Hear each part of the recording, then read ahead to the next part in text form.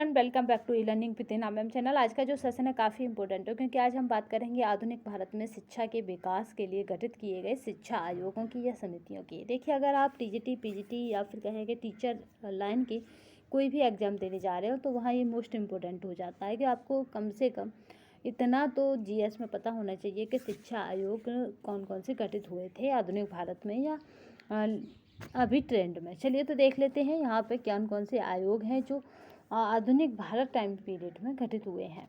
अगर यहाँ पे बात की जाती है, पहला आयोग है मैकाले स्मरण पत्र, जिसको हम क्या कहते हैं, जिसने क्या दिया था, मैकाले शिक्षा दी थी।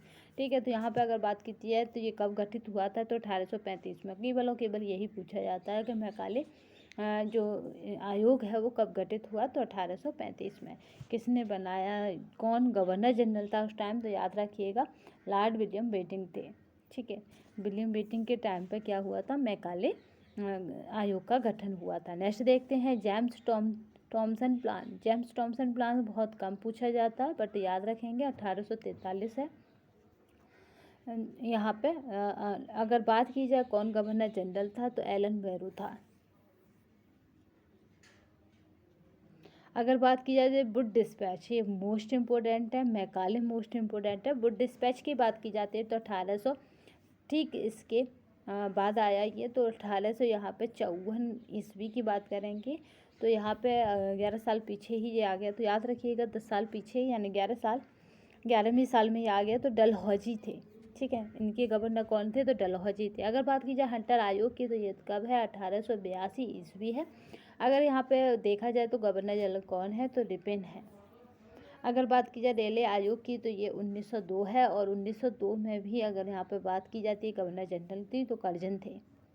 ठीक है, कर्जन को किस लिए जाना जाता है, हड़प नीति के लिए। सैडलर आयोग की बात की जाती है, मोस्ट इम्पोर्टेंट है सैडलर आयोग। अभी हम पूरा वीडियो करने के बाद बताएंगे कि कौन सा इसमें सबसे ज़्यादा इम्पोर्टेंट है। अगर सैडलर आयोग की बात की जाए तो 1917 है, और 1917 में कौन था, तो जेम्स फोर्ड थे गवर्नर जनरल। अगर बात की जाए हंटर आयोग की तो ये कौन है, तो ये 1929 है। और अगर बात की जाए गवर्नर जनरल की तो इरविन थे। अगर बात की जाती है वर्धा योजना की तो ये है 1937 ईस्वी, और यहाँ पे गवर्नर जनरल कौन थे, तो लिन निथिंगो थे। अगर बात की जाती है सार्जेंट योजना की तो 1944 ईस्वी है। तो यहाँ पे अगर बात की जाए गवर्नर जनरल कौन थे, तो वेविल थे। अगर राधा कृष्णन आयोग की बात करें तो यहाँ पे अगर बात की जाती है राधा कृष्णन आयोग की तो ये कौन सा आयोग है, तो ये स्वतंत्रता के बाद पहला आयोग है, क्योंकि 1947 में स्वतंत्र और इसकी सन क्या है, 1948। अगर स्वतंत्रता के बाद पहला आयोग की जो स्वतंत्रता के बाद बना तो वो था राधा कृष्णन आयोग। सी राजगोपालचारी क्या है, उस टाइम के गवर्नर जनरल थे। ठीक है, पहले स्वतंत्र भारत के गवर्नर जनरल तो सी राजगोपालचारी।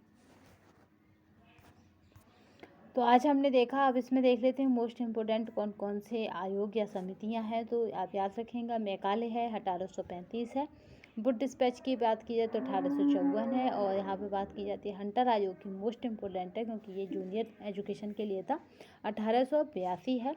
और यहाँ पे बात की जाती है सैलर आयोग की, 1917 है, ये इम्पोर्टेंट है। हार्टर्ज यहाँ पे हार्टोंग समिति तो ये 1929, ये इम्पोर्टेंट है। वार्धा याद रखिएगा 1937, जिसमें गांधी जी की एजुकेशन कहा जाता है जिसको। सार्जेंट योजना 1944 मोस्ट इम्पोर्टेंट है। और राधा कृष्णन आयोग 1948 ये इम्पोर्टेंट है। तो हमने यहाँ पे इम्पोर्टेंटों को देख लिया है। तो आज की श्रृंखला में मोस्ट इतना ही। ये जो पीडीएफ आपको हमारे टेलीग्राम पर मिल जाएगी। टेलीग्राम की जो लिंक है वो इसी वीडियो के डिस्क्रिप्शन बॉक्स में मिल जाएगी।